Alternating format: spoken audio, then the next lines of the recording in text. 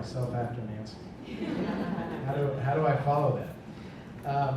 Nancy, for years, has been performing at the Academy's holiday party and other events. And I was meeting in her office this winter about something completely unrelated. And I said, hey, this idea popped into my head. I said, can you come to this conference and sing? It would be amazing. And I was all ready to offer her money. And she was like, yeah, sure, I'll come. So thanks for doing it for free. So thank you all for coming to the second annual Engineering Communicators Workshop. My name is Nathan Call. I've interacted with, I think, most of you individually. I've known some of you several years. I hope to get to know some of you more over the next couple of days. Please say hi. There's an axiom in Washington that your level of authority or importance is inversely related to your title. So my title is Managing Director for Communications and Society Advancement at the American Society for Engineering Education. So you see where I fall in the greater scheme of things. So can I get a show of hands who is here for the first time, who was not here last year? Wow, really good. That's roughly like 48.2%. Thanks a lot. Thanks for coming. And those of you coming back, thank you also. So last year, I threw a lot of money at the food and stuff to trick you into coming back. This year, it's mostly like Ritz crackers and cubes of Colby Jack cheese. No, it's this place. It's a really neat property. We got a really good deal here. The food is amazing, and it's a pretty full room. So I'm glad you're all able to come. So a bit about last year. I thought we ended with a lot of positive energy, and in a matter of minutes. Go ahead. I told you I could talk.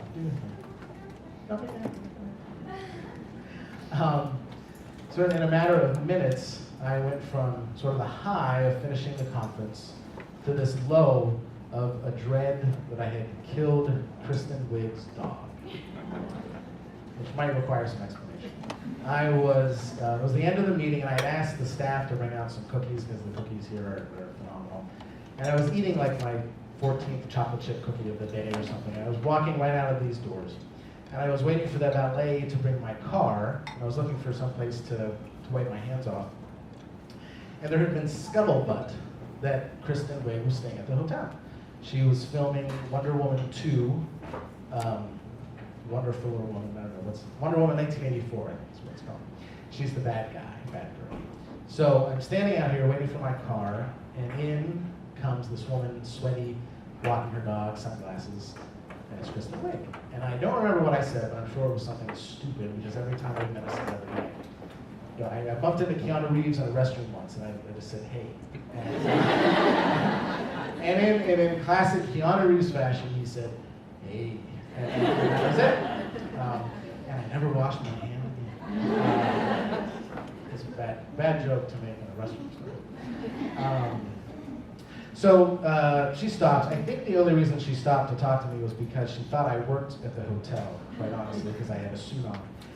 And her dog comes over and her dog Moose, little dog, starts to sniff my pant leg. And she said, oh, this is Moose. And so I bent down, and so Chris and I, that's what her friends call her.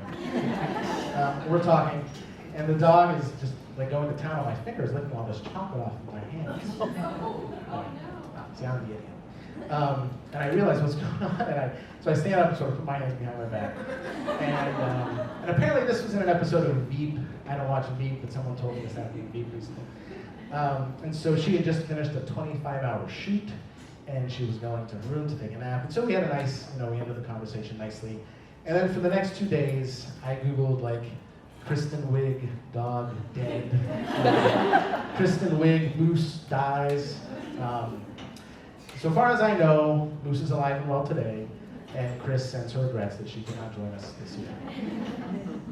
When I was thinking about the comments to make here to sort of set the stage for the next couple of days, it's a bit daunting because you all think a lot about communicating engineering. You all have great ideas. We're going to hear some good ideas and the cool ideas section coming up. So I can't really impart any wisdom. I just thought I would talk about some of my observations over the past year, sort of where we are in the communication and information age in 2019. The one thing I think about is the the confusion that gets injected into communication now, right? We can't, if I look at something that's white, someone's going to come along and tell me it's black. We have alternative facts, we have fake news, we have all that stuff. Last year I stood up here and said that my dad likes to share a lot of stuff on Facebook, and I'm pretty sure that 70% of what he shares is political stuff made up by Russian trolls. And my dad, being the good dad he is, asked about the conference. I told him the talk was recorded, he has to see it, I forgot I said that. And so I get a message on Facebook, 70%, you think I can't tell? And then about 2 months later, there was a story that baby boomers are 7 times more likely to share fake news than adults under 30. Which is scary because baby boomers are active, they vote, they have some influence, and they can't even figure this stuff out. So disinformation is being injected all the time. This is the great example is, if you're like me, you spend a lot of your day on 4chan, right? So these clowns on 4chan, a couple years ago, they invented a thing. They said, well, let's take a commonplace thing and say that it's associated with the alt-right. So what was it? Does anybody know? What was the thing? Just shout it out or make the symbol this, right? The OK symbol. We're going to tell everyone that this is an alt-right thing. And then in this classic tail wagging the dog scenario, the alt-right actually adopted it. And then we have situations where these poor people get caught on TV, maybe just resting their hand like this, all of a sudden so-and-so is part of the alt-right. And so we have to deal with this all the time. We had, even responsible media, my wife was reading, she read me a headline, I think it was last week, cell phone use among young people is causing horns to grow. And I said, what are you reading? What are you looking at? And she said, this is the Washington Post. So the story is, looking down causes bumps to grow here in the back of your head. So this is the stuff we deal with. We like to think that since we work in a scientific endeavor, we might not have to deal with this as much, but all you have to do, and I don't mean to offend anybody, but look at issues around climate change, vaccinations, GMOs, even when the facts are pretty clear, we still have to fight this. There's even a community of people who think the Earth is flat, apparently. I thought they were just playing around, but it seems like they think this. And if we can't agree on some basic stuff, where do we stand? And now we have deep fake videos. Recently there was the Nancy Pelosi and the Mark Zuckerberg deep fake videos, and there's even an app for it, where you can take a digital representation of someone and make it look like they're saying or doing something they didn't say or do, which is scary because a lot of us think that if we see something, it can happen. Darcel, our digital content producer, and I could have used this app.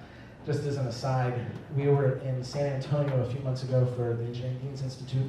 I like to record videos there because we get some nice backdrops that I then use at our annual conference.